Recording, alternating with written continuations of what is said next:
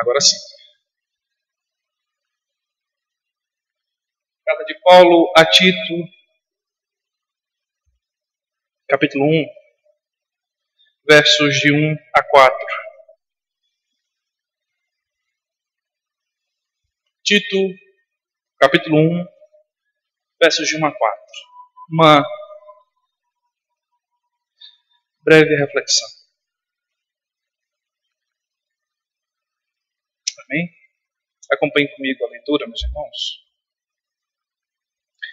Diz o texto: Paulo, servo de Deus e apóstolo de Jesus Cristo, para promover a fé que é dos eleitos de Deus e o pleno conhecimento da verdade, segundo a piedade, na esperança da vida eterna, que o Deus que não pode mentir prometeu antes dos tempos eternos.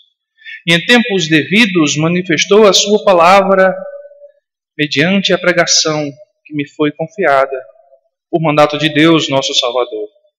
A Tito, verdadeiro filho, segundo a fé comum, graça e paz da parte de Deus Pai e de Cristo Jesus, nosso Salvador.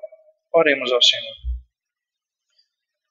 Amado Deus e bondoso Pai, permita-nos, Senhor, mais uma vez, aprender da Tua palavra. Ilumina-nos, Senhor. Muda o nosso caráter. Nos santifica pela Tua palavra, pois a Tua palavra é a verdade. É assim que nós oramos em nome do Teu Filho amado Jesus. Amém. Amém, meus irmãos. Podem sentar. Meus irmãos, nós temos aqui uma comum tratamento nas cartas de Paulo. Paulo inicia suas cartas com saudações. E, meus irmãos, isso não é próprio de Paulo.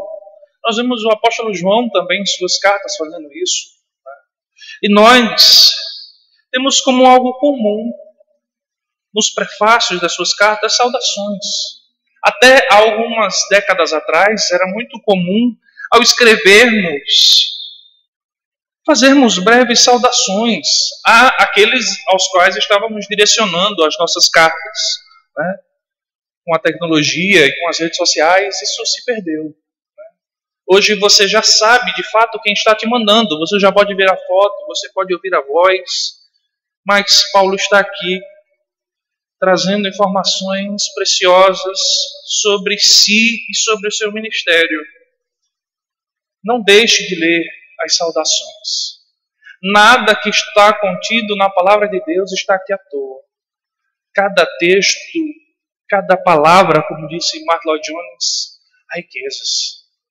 Há tesouros a serem descobertos. E aqui, meus irmãos, Paulo inicia com o seu nome, mas com algo a mais. Ele diz: Paulo, servo de Deus. E, meus irmãos, na nossa linguagem, na nossa tradução portuguesa, na maiorias das nossas traduções bíblicas em português, essa palavra é traduzida como servo, mas o seu caráter expressado por Paulo é algo muito maior. Paulo não está aqui dizendo que ele é apenas um servo. Porque, meus irmãos, se nós entendermos que Paulo é aqui apenas um servo, e a ideia do servo pode nos fazer entender que Paulo trabalha por conta de algum tipo de remuneração, quando nós observamos a real palavra, nós compreendemos ainda mais o caráter de Paulo. Pois no original nós temos esse texto traduzido como escravo. Normalmente, apenas a King James traduz o termo escravo, ou melhor, o termo servo por escravo. E aqui, Paulo quer dizer que ele é um escravo de Deus. E, meus irmãos, Paulo não está falando algo da qual ele não tem entendimento. Paulo está vivendo num período onde a escravidão existe. Tanto no contexto militar, pois se nós voltarmos para o Antigo Testamento, nós vamos ver que os povos conquistados eram assimilados pela tribo vencedora como seus escravos. E esses derrotados passavam agora a ser servos, escravos dessa tribo. E nós vemos isso por diversas vezes nas Escrituras. No contexto de Paulo, isso ainda existe. Há escravos. Paulo entende muito bem.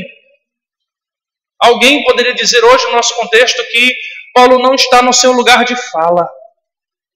Mas Paulo sabe muito bem aquilo que ele está se expressando quando ele diz servo, escravo de Deus.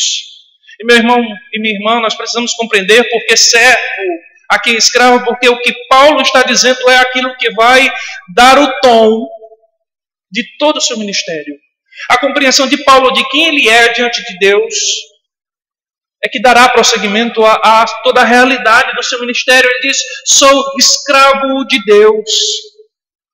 E um escravo, meus irmãos, é totalmente dependente do seu senhor.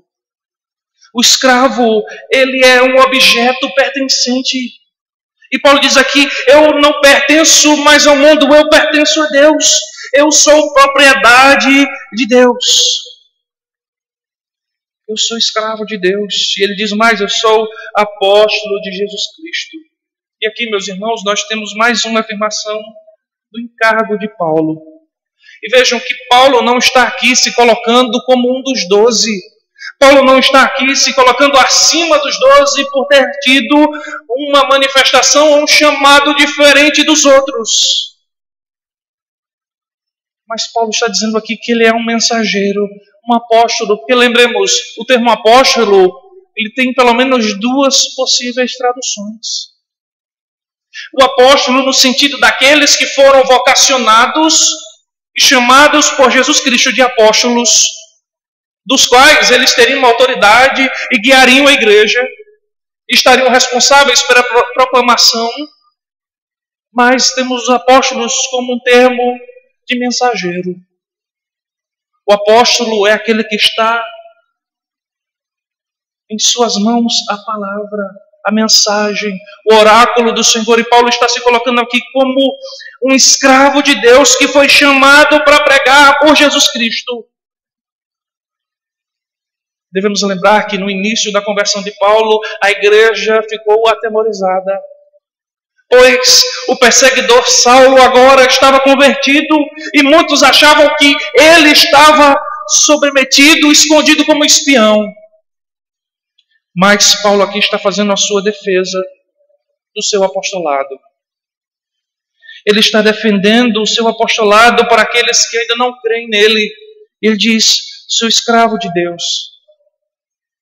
Eu sou o menor na escala. Eu estou abaixo de todos, como escravo de Deus e apóstolo de Jesus Cristo. E meus irmãos, compreender isso é importante, porque nós entenderemos agora a segunda parte.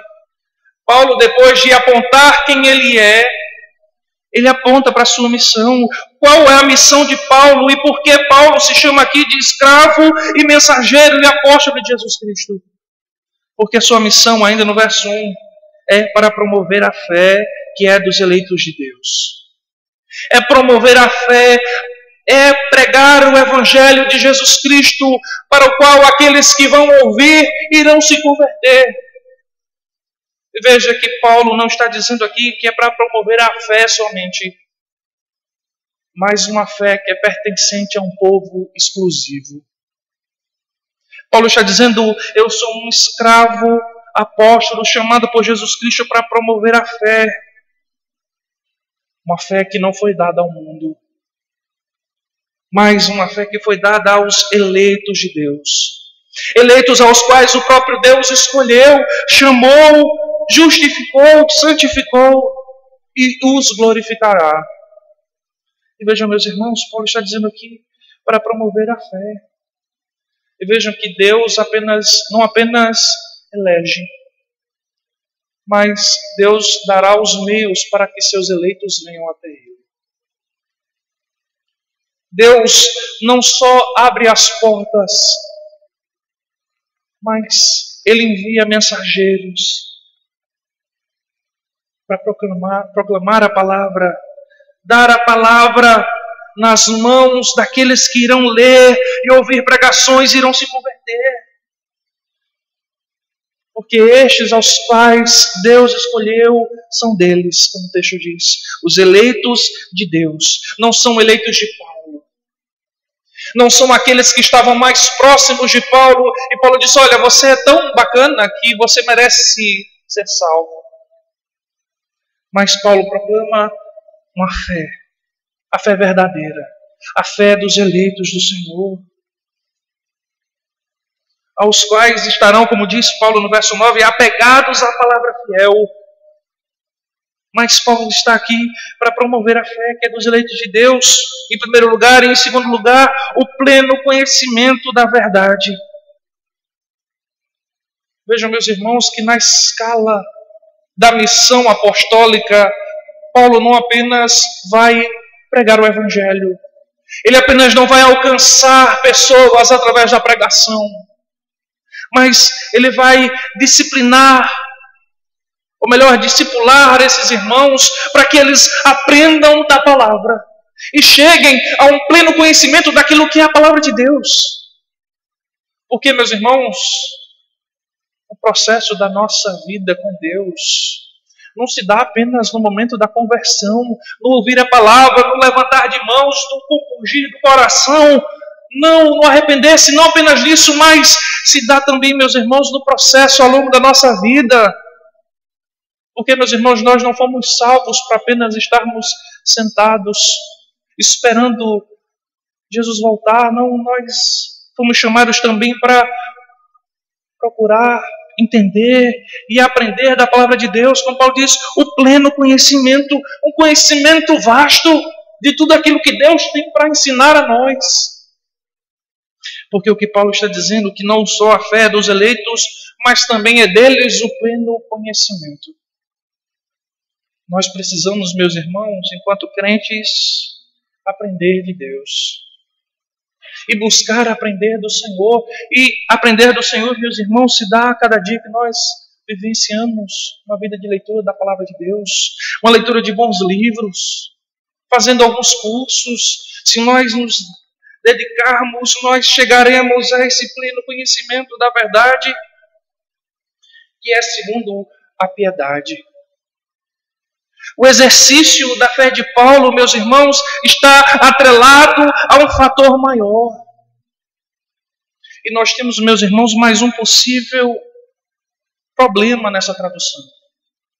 Porque quando nós vamos olhar ao texto original, aqui onde está traduzido piedade, na verdade, a palavra não se trata de piedade, mas de fidelidade. E eu quero mostrar para os irmãos como isso se torna ainda mais claro no texto. Vejam o verso 2. Na esperança da vida eterna que o Deus que não pode mentir, prometeu antes dos tempos eternos. Paulo está se referindo não a um argumento dele, mas a um argumento do próprio Deus. Vejam, meus irmãos, Paulo está afirmando que a sua pregação, o promover da fé, que é dos eleitos de Deus, e o pleno conhecimento está embasado não na piedade, mas na fidelidade da promessa de Deus. Vejam como isso se torna mais claro na esperança da vida eterna que o Deus que não pode mentir prometeu antes dos tempos eternos. E em tempos devidos manifestou a sua palavra mediante a pregação que me foi confiada por mandato de Deus, nosso Salvador. O que Paulo está dizendo aqui, meus irmãos, em primeiro lugar, é que o seu ministério de proclamar a fé que é dos eleitos de Deus e o pleno conhecimento da verdade estão embasados não no seu conhecimento, não nas suas virtudes, não na sua piedade, mas na fidelidade da esperança de Deus. Porque se nós confiarmos nas palavras de Paulo, Paulo falhará. Mas nós precisamos descansar na fidelidade, na esperança da vida eterna que o Deus que não pode mentir prometeu. Paulo está pregando as promessas de Deus. As afirmações de todo o Evangelho estão embasadas nas promessas de Deus. Não nos méritos, não nos ganhos, não na retórica de Paulo, mas em um Deus que não pode mentir. Vejam, meus irmãos, como o texto se torna ainda mais claro para nós quando nós observamos e trocamos piedade por fidelidade.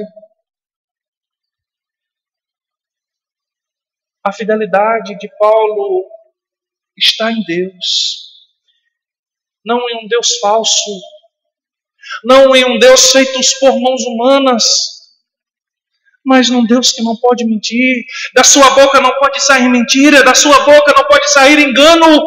Tudo que Deus fala é verdade e se cumprirá. Por isso, Paulo prega esse evangelho. Paulo promove essa fé que é dos eleitos e promove o ensino, o pleno conhecimento em um Deus que não pode mentir. Pois, diz o texto ainda no verso 2, ele prometeu antes dos tempos eternos. E em tempos devidos manifestou a sua palavra mediante a pregação. Que Paulo está dizendo, meus irmãos, aquilo que Deus prometeu no Antigo Testamento se prova aqui. Em tempos devidos, ele manifestou a sua palavra. E quem é, meus irmãos, a palavra que Deus manifestou mediante a pregação? Qual é a palavra que foi encarnada e manifesto em tempos devidos? Cristo Jesus. Todas as promessas de Deus, diz Paulo, estão cumpridas em Jesus. Deus é o Deus que não pode mentir porque Ele cumpriu as suas promessas.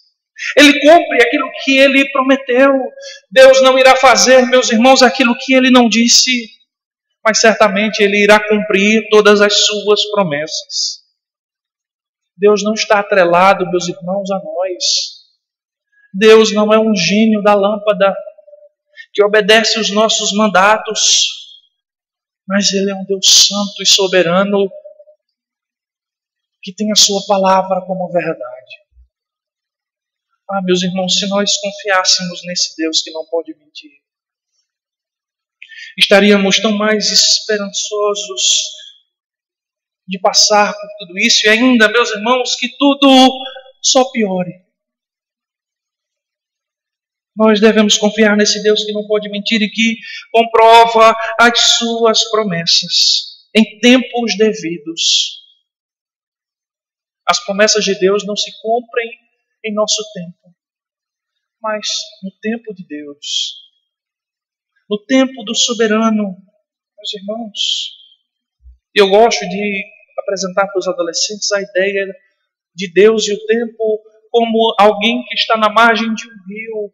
E o rio é o tempo, e o tempo, meus irmãos, ele corre. Não há quem faça o tempo parar. Não há quem faça o tempo retroceder como o rio. Mas Deus está além do tempo, observando todas as coisas. E no tempo devido, conforme Ele prometeu, Ele cumprirá. Porque Ele é Deus. Ele comprova suas promessas em Cristo Jesus. Como nos diz João lá em seu Evangelho, meus irmãos. No princípio era o Verbo, e o Verbo estava com Deus, e o Verbo era Deus. Ele estava no princípio com Deus, e todas as coisas foram feitas por intermédio dele. E sem ele, nada do que foi feito se fez. A vida estava nele, e a vida era a luz dos homens. A luz resplandece nas trevas, e as trevas não prevalecem contra ela. O Senhor cumpre a sua promessa em Jesus. Ele é o Logos de Deus, Ele é a palavra de Deus encarnada, onde todas as promessas de Deus se encontram.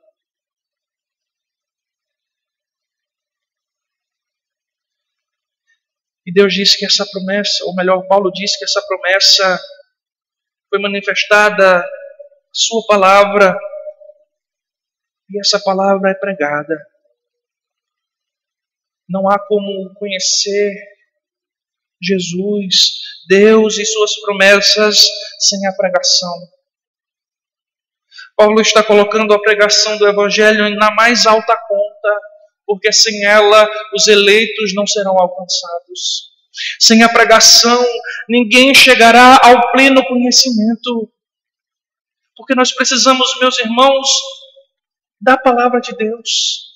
E a palavra de Deus nunca chegou tão fácil aos ouvidos e aos olhos. Nesse período de pandemia, a palavra de Deus não foi cessada. Os pregadores continuam pregando. As igrejas continuam ouvindo a palavra de Deus, seja através de transmissões, sejam mensagens gravadas. Nesse período não se promoveu tantos debates teológicos quanto nesse período, meus irmãos. As pessoas têm aproveitado esse momento para pregar, porque nada pode impedir a proclamação da palavra de Deus. Pois o Senhor, em tempos devidos, manifestou a sua palavra mediante a pregação que foi confiada, diz Paulo, por mandato de Deus, nosso Salvador. E ele termina a sua saudação ao jovem Tito, dizendo isso. A Tito, verdadeiro filho, segundo a fé. A fé comum, graça e paz da parte de Deus, Pai, e de Jesus Cristo, nosso Salvador. Tito foi um jovem companheiro de Paulo, assim como Timóteo, provavelmente jovens pastores da nova geração daqueles que iriam pregar o Evangelho. Nós encerramos essa saudação com um Paulo já mais velho.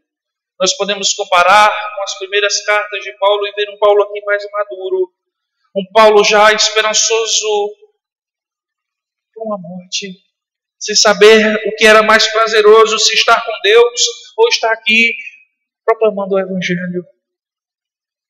Ele está preparando esse jovem pastor que está sendo enviado para Creta, a igreja que está em Creta, como nós vemos no verso 5.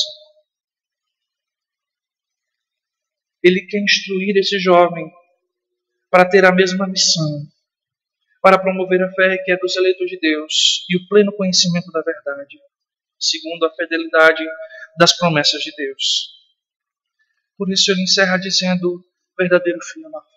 Provavelmente Paulo discipulou o jovem Tito.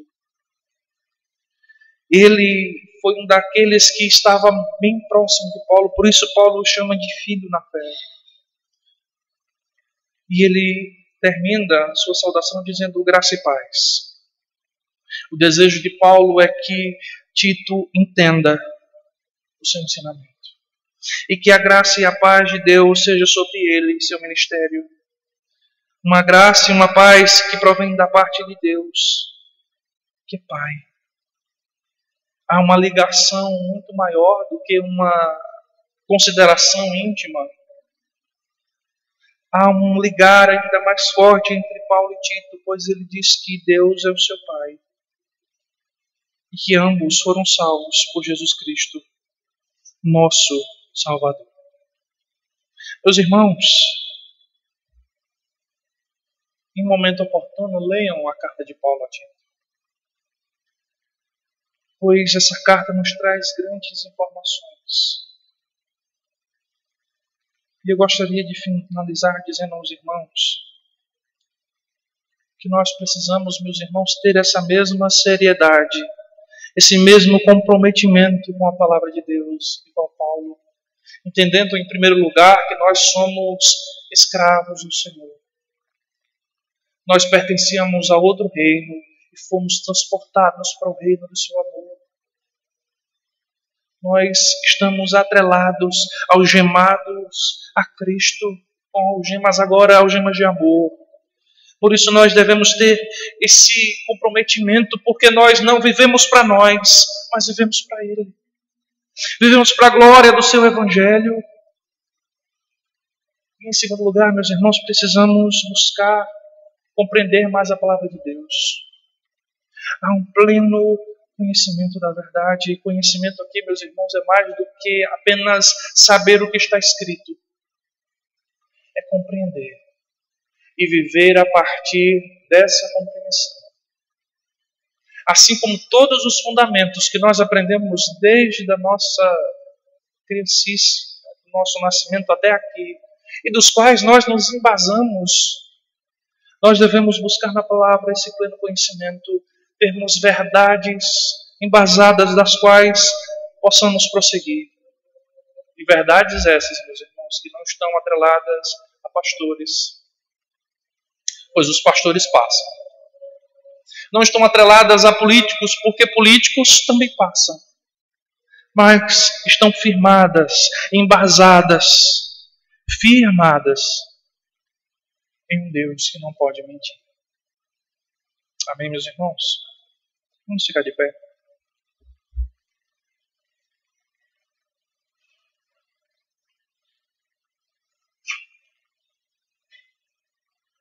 Pai de amor, nós te oramos, Senhor, nessa breve reflexão. Precisamos entender, Senhor, que pertencemos a Ti. E como pertencentes ao Senhor, precisamos viver pela Tua palavra. Não há outro caminho. Não há outra esperança que não no Senhor.